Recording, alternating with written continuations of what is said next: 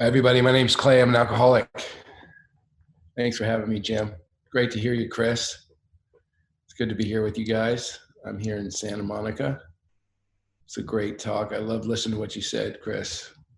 Really, really resonated with me. And I know I'm going to talk on the ninth step, and I've been reading about it again today. And I was just taking one of my guys through the ninth step and listening to him. We were kind of figuring out how he was going to do this one and that one. So um, I'm up to speed. And I'm going to speak for how long, Jim? Just sorry. Got it. So I got sober in '87, and I was a young guy at the time. And so I've been sober, well over half my life, most of my adult life for sure. And I think I wasn't a guy that part in the book that we're going to go back to get our lives back. I mean, I didn't have a lot going before I came to AA. I wasn't married. I didn't really have any jobs. I had shitty jobs. I'd been in college. So there wasn't everything that I've sort of done in my life of any consequence has been as a result of what I learned in AA. I mean, I just didn't have a lot of life experience, certainly not a lot of success before I came to AA. And I hear people that do, and I'm not saying, I think it's great. If they, plenty of people got by on hustle and whatever they did before it all fell apart. I just wasn't one of those guys. The wheels fell off early for me. So I did damage to a lot of relationships, but I didn't have the ones like I stole from an employer, or I cheated on my wife, both of which are examples that Bill puts in the book there. But I sure have hurt a lot because I've been sponsoring a lot of guys for a lot of years and did my amends. And it was really challenging when he talks about it in the book about, in this, we're back into action on 8 and 9. I really think 9's like where the rubber meets the road for us. At least it was for me. And it feels like, I mean, it was a hard thing. It's hard to start thinking about how I'm going to do this and how I'm going to confront this stuff and how I'm going to do it. And as Chris was saying, it was really a time where I relied on sponsor and kind of said, what do you think about this? What do you think about that? And I think it's really important, as Chris alluded to, 8's 8 and 9's 9. I think willing to make amends, they all go down there. And then when you read the ninth step, again, the squiggly lines, he italicizes this part about except when to do so would injure them or others, which can be often. It's something that we just don't want to do. I don't think we get to exonerate our guilt at the expense of someone else or a third party. We don't get to just go say, hey, I'm sorry, so we get to feel better if it's going to leave somebody feeling worse. And that's a really critical part of this step. And I think that's why Bill put it in italics. And some of the stuff, I think we're well-intended. Guys are well-intended, or women are well-intended to go, hey, I really feel like I should go back and let my college roommate know that I slept with his girlfriend. I'm like, does your college roommate know that? From 10 years ago? No, but then you ain't telling him. What about her? And just because, and by the way, he doesn't want to hear that shit. You know what I mean? But it seemed like a good idea, and it goes in 8 for sure. And Bill goes on and on in the big book about how it's really important that each one's different. We approach each one differently. One of the things that was interesting is he was talking about, you don't want people thinking we're religious zealots and we don't come in talking about God right off the top, but we don't steer away from it. I know there's a sort of a popular protocol in AA when we're making amends where we go, hey, it's Clay, I knew you 10 years ago and blah, blah, blah. And I'm now a sober member of Alcoholics Anonymous and I'm on my 9th step. And it's really important that I call you and make amends for yada, yada, yada. Fair enough. but it does feel a bit like I'm checking a box. It feels a little bit disingenuous sometimes. And I think that's on a case by case basis. But if it's about me, not the person that I stole the money from. You know what I mean? I got to do this for me. So just please, you know, listen to what I have to say. And suddenly it kind of feels a little selfish to me. And so I caution guys about that run up, about prefacing their comments with that. And not to say that we don't do it, but I think it's just it's to be rote about it and kind of roll it out in a generic way about, hey, da, da, da, da, da, da, da. It feels a little about me, not about the guy. And I'm trying to leave this person better than when I made this call or when I meant to meet them.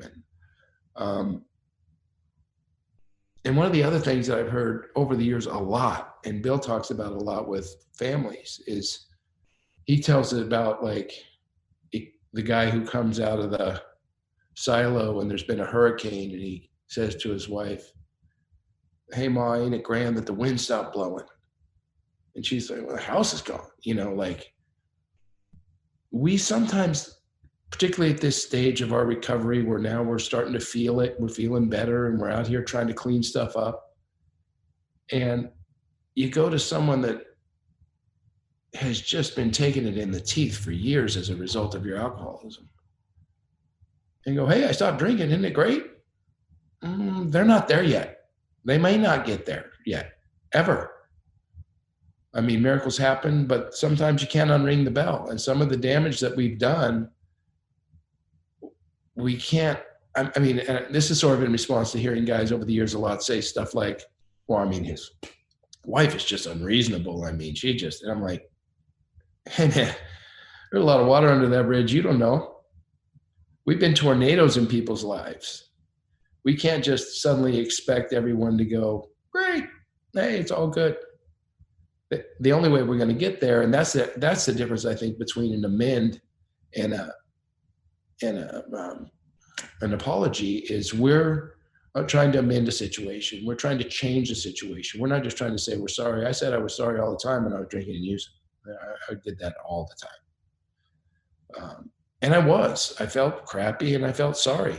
That didn't mean I was going to try to change anything or right any wrongs. I was just saying I was sorry, which I think is a big distinction between what we're doing here in 9 and what's sort of we probably have done for years, even before coming to AA.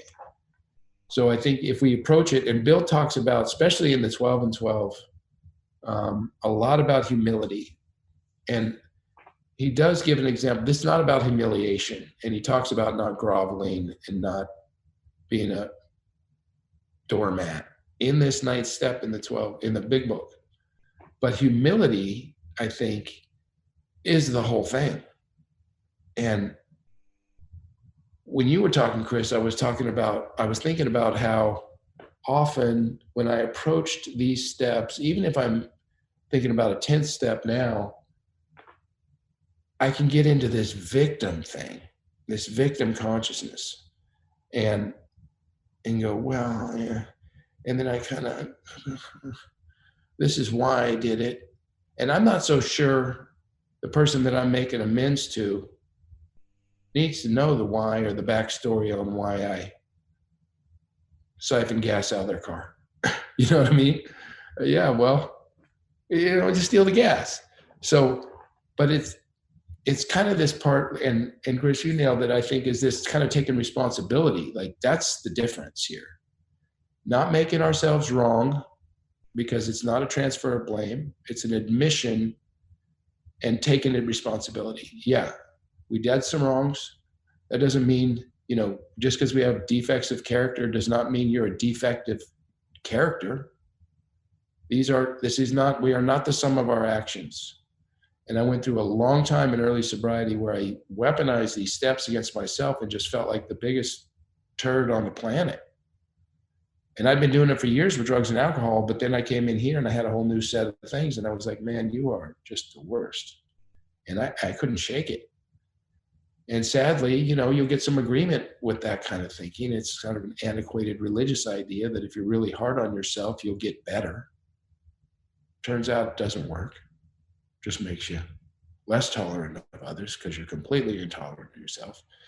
And this, the greatest, and that's why I love the ninth step, because at the end of the ninth step is where he comes in with these promises, which he thinks aren't outrageous promises. And I think he's obviously being ironical. They are outrageous promises, and they absolutely do come true in my experience. And so when people go, I've heard people say, well, shouldn't have expectations. And I know what they mean of other people or what those are resentments under construction. Well, here's the thing. You can expect, if you're new and you haven't done through 9, those promises to come true. They're not just expectations. Bill goes right down Broadway. These are promises.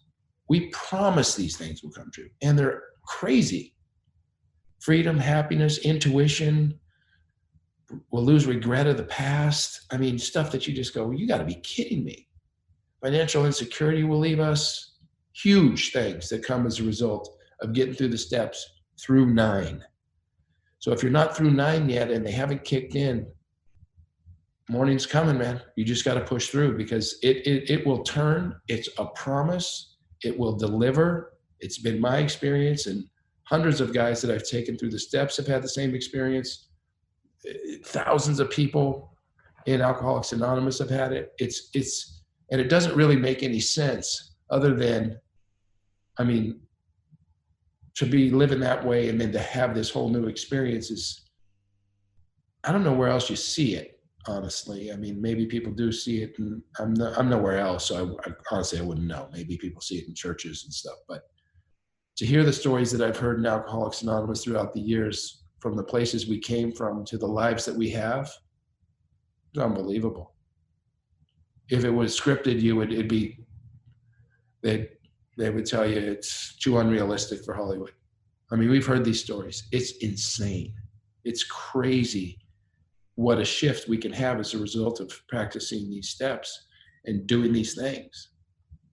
And I'm not trying to promote, because we don't. I'm just sharing my experience. That's what happened to me. And I think what happened, if I sort of step back now and I think I have a little bit of a wider view because I've been doing it for a long time, I'm like, well, what was the overall intention? And, I read a bunch of history about what influenced the book and the Oxford group, New Thought, and all the things that Bill sort of came together with. Look, I think Bill channeled that book. I think it's a high book. I don't think a guy with a couple of years sober who was kind of a huckster stockbroker just sat down and wrote this book. I think it's something higher got involved, and thank God that it did. I just feel like when you get to 9, you start to see like, oh, this is about changing how I see the world. And if I see the world differently, and I stop buying into this old story about what an asshole I am, or what a thief I am, or what a liar I am, I'll have a new experience. And then you clean up those lies and those, what you've stole or whatever it might be. It changes how you think about yourself. And we start to see ourselves like, hey man, I might not be broken. I might not be diseased. I might not be somebody who's just a train wreck. And I know it's popular. We have heard it for years. My thinking is that my alcoholic thing. I would caution anyone to get in too much of a adversarial relationship with your own thinking. The book talks about, we have a prayer where we direct our thinking. You know what I mean? Like, we can have a new experience. We can have a different take on this stuff. And as a result of this, and I'm not saying it's even about the blocking and tackling of the steps. I think it just opens us up so something higher can get involved. So we can have this shift and something shifts us. So the how to do it, and in 9, Bill really, and I'm going to read part of this from the big book where he talks about it, but he keeps it really like, hey, this is a not just a recovering alcoholic, different for each person, but each circumstance is different. We don't have a hard, fast rule about how you ought to do. these 9-step amends, because some will damage others. Some will, he talks about going to jail and not being able to support your family. That may or may not be what you should do. You got to get some counsel on that. They're all different bases. And I think, there's a lot of people that I've dealt with in the program over the years, taken through the steps, who have had really traumatic childhoods, tough road back when they were kids. And almost to a person, whether or not they're alcoholic, people with trauma or abuse will blame themselves. And then they'll project it, obviously whoever the perpetrator was, and they'll bring that in, and they drank over it, and then they hear these steps and they go, wait, so you're trying to say it wasn't that guy's fault for beating me up? I was a bratty 4-year-old and I deserve to get punched? I don't get. And the answer is absolutely not. That's not what we're saying.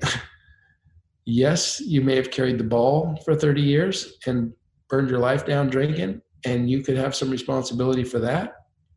But we're not trying to implicate ourselves as the cause of the situation that we have a resentment for. That's in our fourth column of our fourth step. We look at, that's where we get our 6 and 7 shortcomings from that fourth column. So those are sloth, greed, lust, envy, those are the things that we can now take responsibility for. Was it our fault that we got raped because we were wearing too short of a skirt? What? No. And that sort of talk, in my mind, not only irresponsible, it lacks compassion. And if anything, what we want anyone new in alcoholics to know is that this is a safe place and this is a safe landing. The only requirement for membership is the desire to stop drinking. So you are welcome here. And whether or not you drink, you are welcome here. You're a member by Bill's standard. It won't work, sadly. The steps don't work if you keep drinking. That's the rub on that. But if you do stop and you do practice these steps, my experience and the experience of hundreds of people that I know over the years, thousands, is things change dramatically. And what I thought that they were trying to tell me for the first few years is lower your expectations. Just set the bar down lower. Just become comfortable with what you got, because at least you're not drinking. That's not what we're saying. That's not what the book is saying. And Bill talks about in this, and I'll read part of this, in the 9th step, he was, because you'll hear a lot, well, at least I'm sober today, which is true. And I'll just give you his words for it. But he says, I would paraphrase. I'll paraphrase it if I can't find it right here. There's about 5 pages on step 9 that start on the bottom of midway through 76 and end with the promises on 83 and 84. But he says,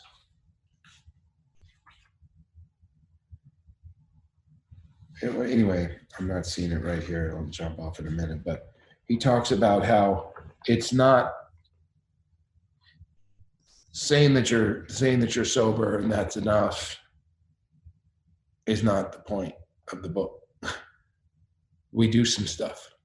That's what the 9th step is. We're literally trying to clean up some stuff, and we're trying to pay back the money, and we're trying to right those wrongs as best we can, right? So just not drinking is not what the book is about.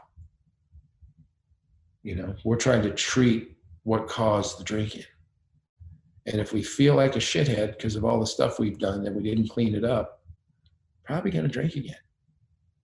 So the intention of doing these 9-step amends is that we change the way we see ourselves, and then our perception changes about the world around us.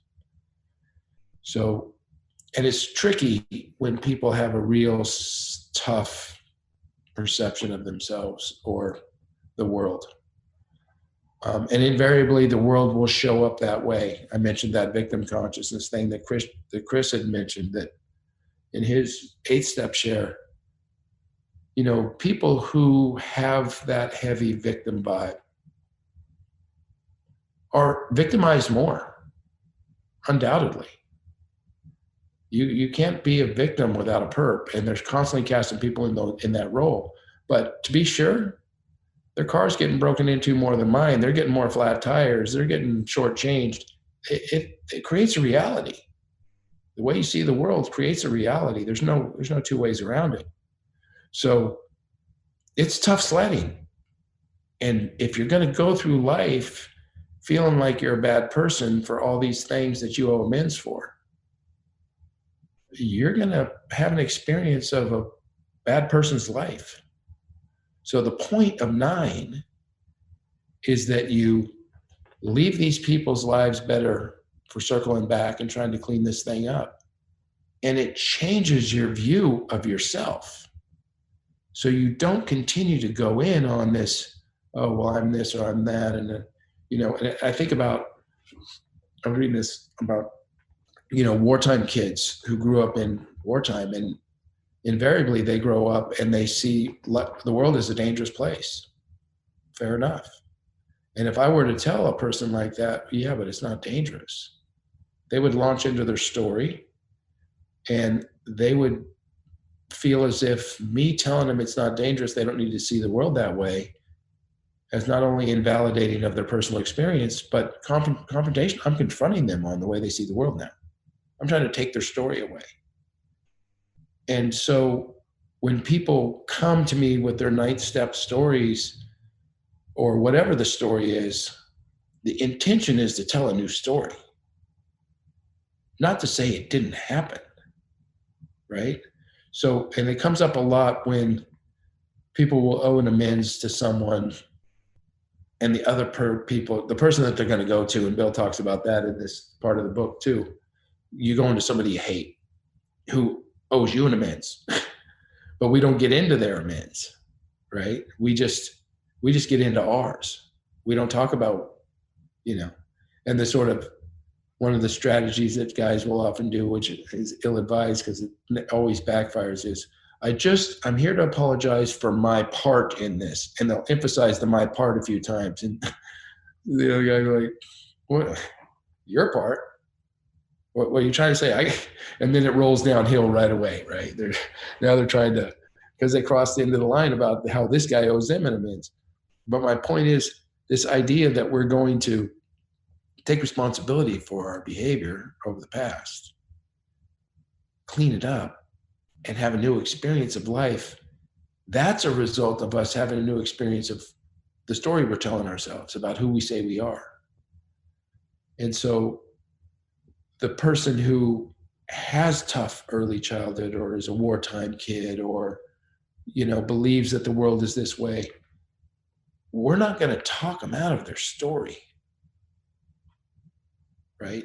But we want to suggest, and the book suggests, that there's a new way of seeing the world, and that you can have a new freedom and a new happiness, and you won't regret the past. Wish to shut the door. That's all part of 9. Like, that's the change of perception that's described in our book. And that's the spiritual experience that Bill is talking about. And when we change the way we see the world, not only does our experience of our experiences change, our literal experiences change, circumstances change, relationships change, things happen differently around you. If you're an angry person and you're walking around with your fist balled up all the time, people are going to come out of the woodwork to fight. I've lived it. I've known plenty of people that way. Weren't picking on people, weren't starting shit, but they were always getting in fights. The way they saw the world. That was their vibe, for lack of a better word. So if we have this redundant story on a loop that this is who we are, and it's based on these 9-step amends, that this is our story, don't you know? This is what I did, or whatever the story we're telling ourselves, you can't not think of something. You got to think of something else. You've got to tell a new story, right? I mean, that shift is exactly what Bill's describing as this spiritual intervention. That something got involved. Because how does that happen? How does anyone's life change? You got to change the story. Change your belief system. How do you change your belief system? Beliefs are just thoughts you keep thinking over and over. But if your subtext is, I'm a bad guy, and if you know all the shit I did, you'd agree with me, which is pretty common for alcoholics.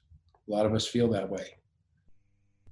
If we clean this stuff up and you do a 9th step and you're still feeling that way, which was my experience, did the stuff, jumped through the hoops, paid the money, apologized, offered the money. No one actually, and I did have one of those that they say 9 times 10. I did call a guy that I'd stole some record albums at a house party. And I was friends with his younger brother, and he was having a party, and he kind of caught me and my buddy stealing these records, about 6 of them. And so, 10 years later, I called the guy up. Didn't really know him that well. He knew who I was. I grew up in a small town.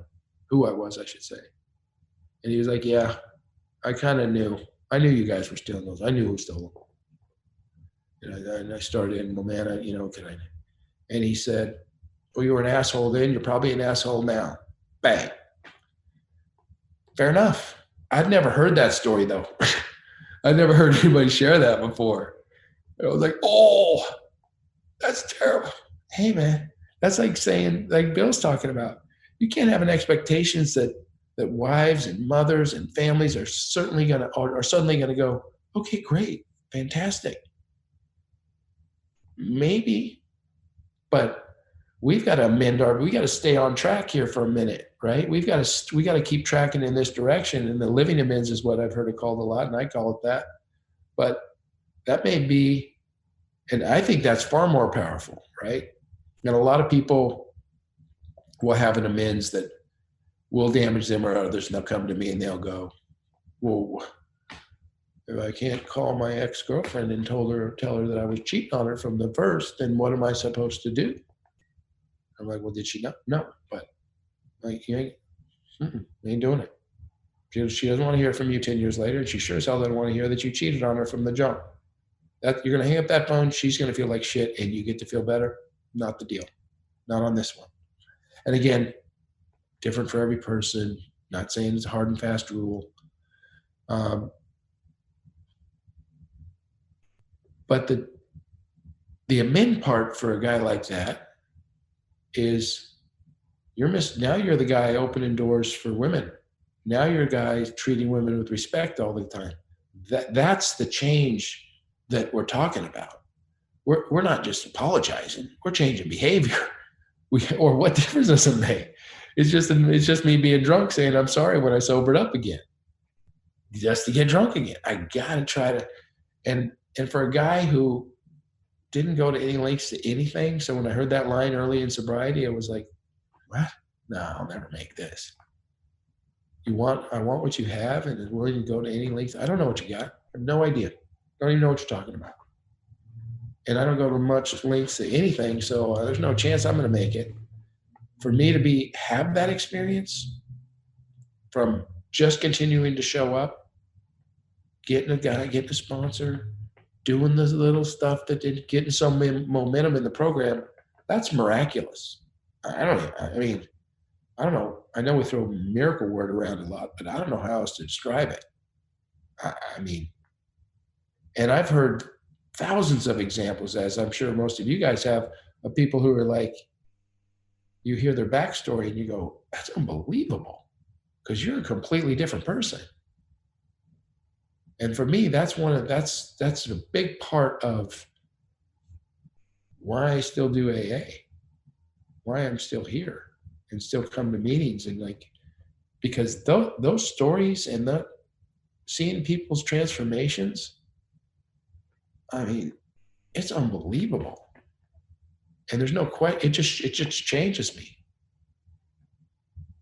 And I don't compare and go, well, at least I didn't, I just, there's something spiritually that happens when I hear that kind of power in effect, that somebody's life is completely different and that and for me, it did. And I had a few that were open for there.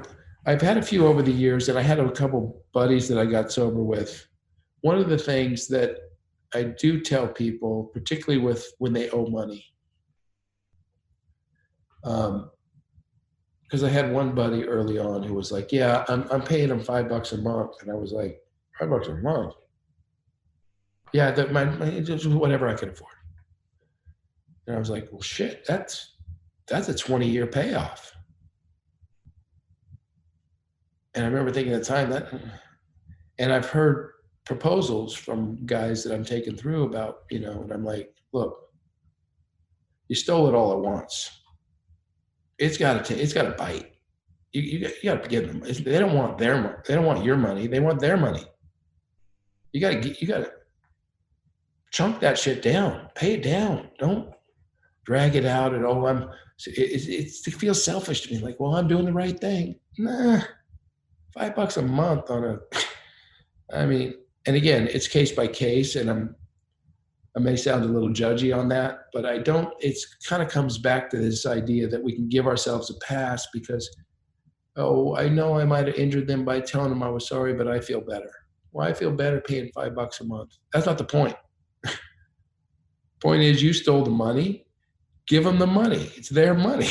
You know what I mean? Like, yeah, well, I don't have it. How much you got? Because it sure as hell can pay more than $5 a month on that thing.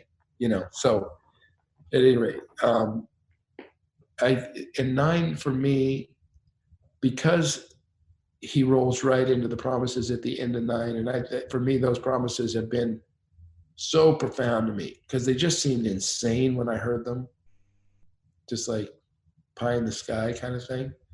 And then when I realized, like, hey, I am happier.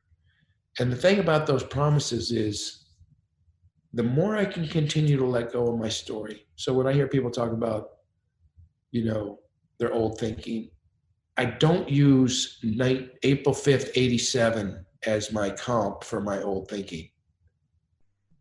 I'm trying to shift and continue to stay open and let go of my ideas about whatever these limiting ideas about what's possible or who's wrong and whatever that might be all the time. I think I can have a new story from last year and have a better experience. I know I can. It's worked with my marriage. It's worked with my parenting. And look, I mean, I'm a guy with a really big life now. I got kids, a wife, a job, a lot of responsibilities. Just a lot going on in my life. And I was, as I said, when I started, I didn't have anything before. I was young and I'd never done shit in my life. So all these feel like gifts to me. The only way that I'm able to do anything in my life and how I know whether or not I'm practicing this stuff is my big life overwhelms me in about a week. I mean, I can't keep up. If I get off in the cut and I don't start and I quit sort of paying attention to what this book's talking about. And it's beyond just doing the next right thing. That's why I think the 9th step is really important because we make this shift and it slides us right into these promises. And then we just stay current. It can't be for me just grinding and just focusing on my behavior. Because while this may be a behavioral modification program, it's spiritual in nature. And the way we change is through a spiritual intervention. It's not religion. It's not self-help. It's not constantly trying to do and it's surrender. It's humility. It's allowing. It's letting something bigger get involved. And when I get down that road on the behavior thing, not only does it lead to a lot of self-judgment, it leads to a lot of self-righteousness. I'm doing it right. What the hell's wrong with you? And truth be told, I've been going through a little bout of it over the last couple of weeks. And it may be a result of the shutdown and the meetings going all Zoom. But there's some small groups that meet often, same 20 guys, and three times a day. And there's some momentum. It's gotten a little chippy. People gossiping, people texting on the thing, and this guy and that guy. And it started to turn kind of, and it's like anything else. First of all, let me just preface it. None of this shit is any of my business, by the way. People can do it however the hell they want it. I'm not an AA cop. Do whatever.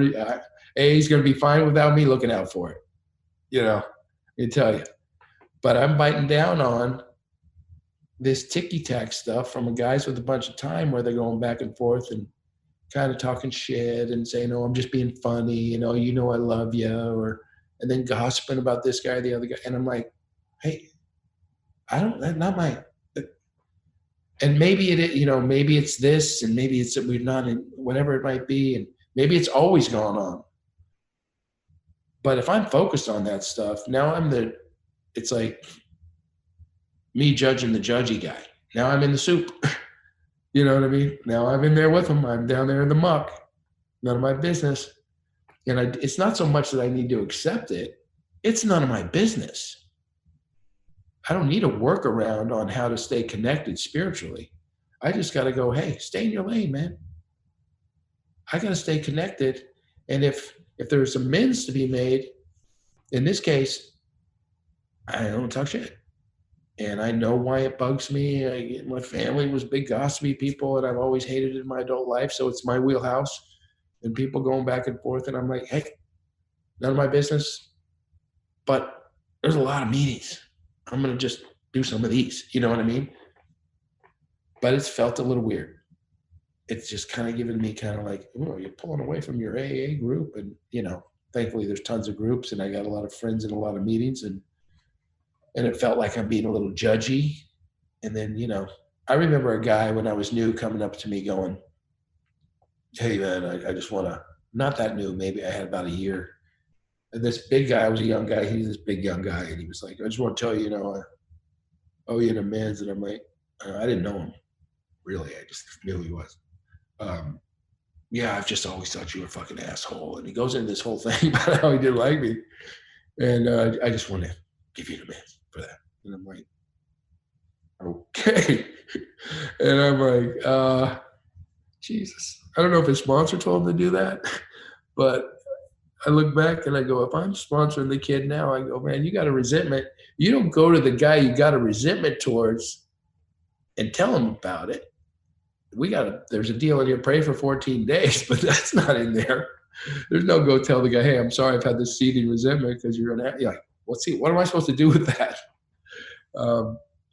But this thing recently, just to be current, is like, it's really an interesting thing because the hook is, it feels righteous. It feels like the right thing to do. I'm looking out for the greater good. I don't want newcomers to think that's what we do around it, whatever the hook is. And the only way I can affect change, and I'm convinced of this, because I know, as I know that I know, the biggest misconception in the human experience is that I'm going to tell you I want you to do something differently, and you're going to do it. You're going to do it differently. No one changes from that place. Everyone digs their heels in on some level. The way I affect change is I hold the space for people to be their best. I acknowledge their attributes. It works with children beyond belief. And I did it both ways. I was stuck focusing on the 5%. that was wrong instead of acknowledging the 95% that was great. And I spent 95% of the time talking about the 5%. And I wondered why it wasn't getting any better. These amends that we're making are the 5%. We just blast them out. We don't chew on them. That's what our story is based on, this shit. Our old story about how we're undeserving and we're broken and hell, might as well drink.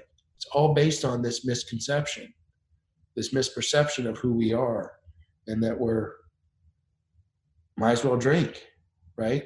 So if you're going to spend 95% of your time thinking, that's why I encourage people when they're doing these steps, like the first 100 members, get through them. Charge them. It's not a long play here. This doesn't have to take a year. It doesn't have to take. That wasn't the way they did it. They knocked them out. Like, they got through it so they could get out of this idea, then keep perpetuating this story about what an asshole I am and how I did all this stuff and how difficult. And I don't know if I did them pretty quick just because I had a guy going, let's go, let's go. I don't know how somebody stay sober, because the level of self-loathing that I had, I mean, and it circled back. I had some significant challenges early in sobriety with that.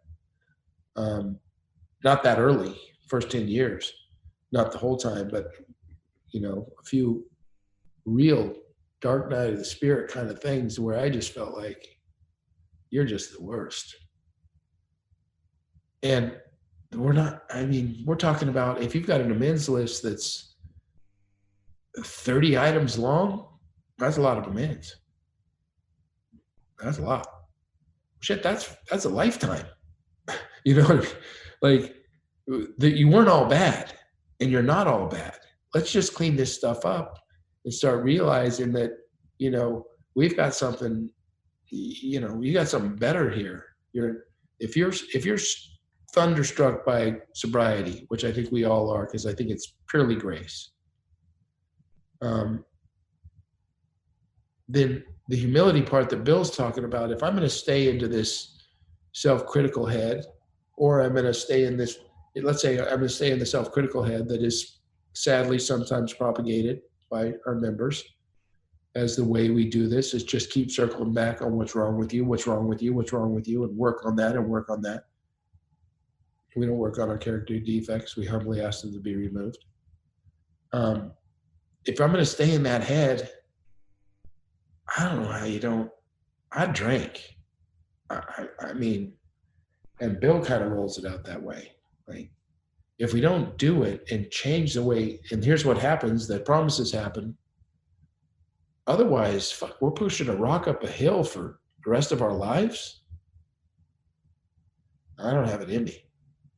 Some higher got involved in my case, at least, because I just wouldn't be, and if you're new, that's what I thought this was about, like some version of willpower, I guess. I don't know, but I can promise you that's not what we got. None of us would be here. None of us would be here if we kept buying into this old story about who we are. And the change in that old story happens as a result of those first, at least through 9 there, where we start to see that we're not the person we thought we were. And I'm not trying to pat people on the back about, you're a great guy.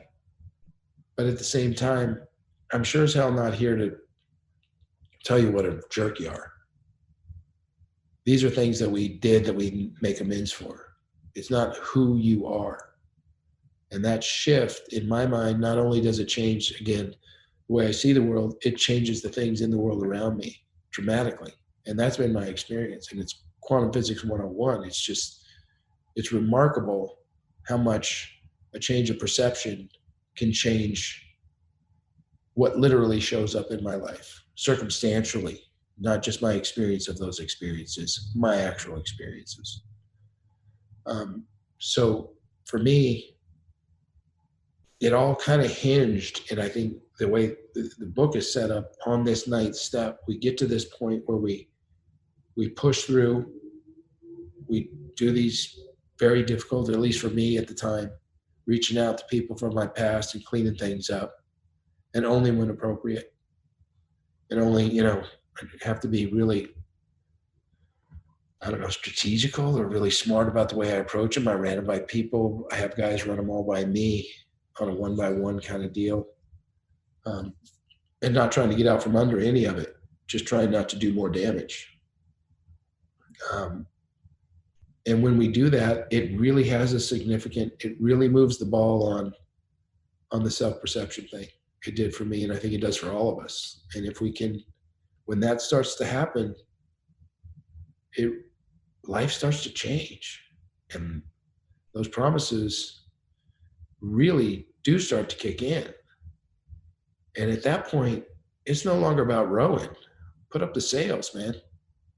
Something higher will push you along. This cannot be about breaking rocks. It can't be about next right thing, next right thing, next right thing. At least for me. And that's for sure not how I read that book. Because hypervigilance is my wheelhouse.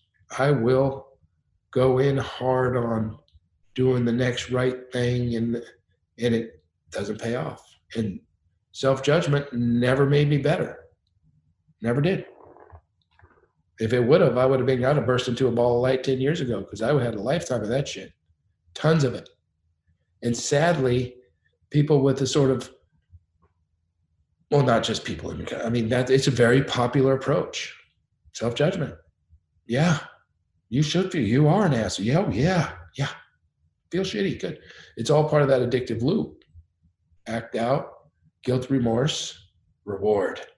Round I go again. So for me, I let these people off the hook, or I'm swinging from the same hook. I've got to give up my story. And that doesn't mean I become the bad guy in the story. The story is, the world's not a dangerous place. And I don't want to argue with you that it isn't. I'm just saying, when I can look at things that way and count my blessings and be grateful, and that's where it all starts for me. That's where it all starts. I need to cultivate an attitude of gratitude. I need to look for things that I'm grateful for in my day. I need to reach for the next good feeling thought. It's as easy for me to give a compliment as it is for me to give an insult. I'm being lazy if I'm giving an insult. That's all there is to it. I know better now. And not just because it's the right thing to do. It just plain feels better. And life's different when I do it. So that's the groove I got to stay in. How are we doing on time? Did I overshoot the mark yet, Jim? Okay. That's all I got, man. I really appreciate you having me.